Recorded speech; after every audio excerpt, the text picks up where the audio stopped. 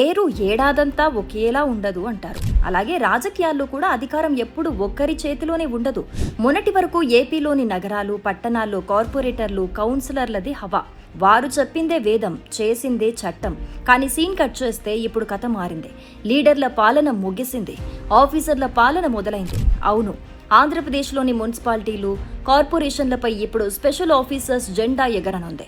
నిన్నటి వరకు మేయర్ గారు, చైర్మన్ గారు అని పిలుచుకున్న వాళ్ళంతా ఇకపై మాజీలు. మరి ఈ మార్పు వెనుక ఉన్న అసలు కథ ఏంటి? రాబోయే మున్సిపల్ ఎన్నికల వేడి ఇప్పుడే మొదలైందా? వైసీపీ నేతల పరిస్థితి ఏంటి? కూటమి పార్టీల స్కెచ్ ఎలా ఉంది?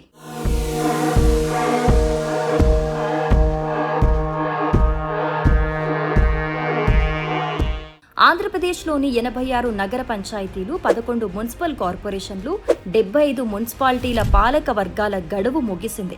ప్రభుత్వం ఏమాత్రం ఆలస్యం చేయకుండా స్పెషల్ ఆఫీసర్లను నియమించేసింది.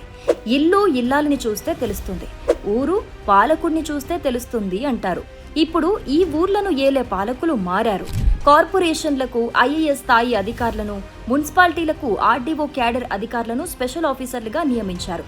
విశాఖపట్నం, విజయవాడ, గుంటూరు, తిరుపతి వంటి కీలక నగరాలన్నీ ఇప్పుడు ఐఏఎస్ అధికారుల ప్రత్యక్ష పర్యవేక్షణలోకి వెళ్లాయి. కొత్తగా ఎన్నికలు జరిగి కొత్త పాలకవర్గం కొలువుదీరే వరకు, అంటే మేయర్లు, చైర్మన్లు బాధ్యతలు స్వీకరించే వరకు వీరే సర్వం సహాధికారులు.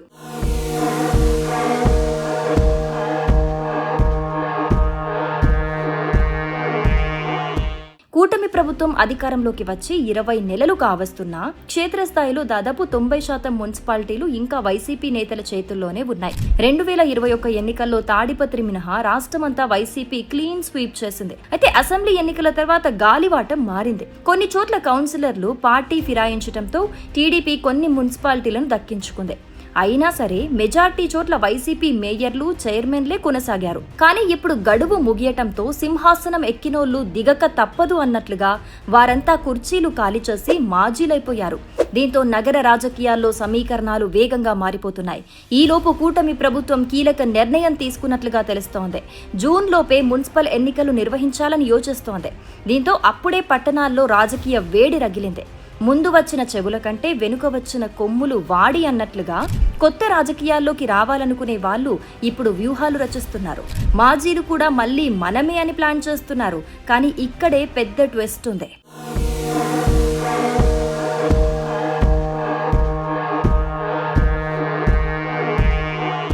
రాష్ట్రంలో అధికారం మారిన నేపథ్యంలో లీడర్లు జంపింగ్లకు రెడీ అవుతున్నారు. కూటమి అధికారంలో ఉంది కాబట్టి ఆ పార్టీ టికెట్ తెచ్చుకుంటే గెలుపు ఈజీ అని భావిస్తున్నారు. కులం, ధనం, అంగబలం లెక్కలేసుకొని పార్టీలు మారేందుకు వలస పక్షులు సిద్ధంగా ఉన్నాయి. కార్పొరేషన్లలో రాజకీయం మరింత రసవత్తరంగా మారబోతోంది. కడప వంటి వైసీపీ స్ట్రాంగ్ హోల్డ్స్లో తమ పట్టు నిలుపుకోవాలని వైసీపీ చూస్తుంటే, దెబ్బకు దెబ్బ తీయాలని, రాష్ట్రమంతా ఏకపక్షంగా గెలవాలని కూటమి ప్లాన్ చేస్తోంది. పార్టీ మారాలనుకుంటున్న నేతలు ఇప్పటికే లోపాయికారి ఒప్పందాలు చేసుకుంటున్నారని వార్తలొస్తున్నాయి. పిట్ట కొంచెం కూత ఘనం అన్నట్లుగా చిన్న చిన్న వార్డుల్లో కూడా గెలుపు కోసం భారీ స్కెచ్లు వేస్తున్నారు. ఏపీ మున్సిపల్ పాలిటిక్స్లో ఇది కేవలం ఆరంభం మాత్రమే. బోడిగుండుకు మోకాలికి ముడివేసినట్లు ఎన్నికల నాటికి ఏ నాయకుడు ఏ పార్టీలో ఉంటాడో, ఏ సమీకరణాలు మారుతాయో చెప్పడం కష్టం.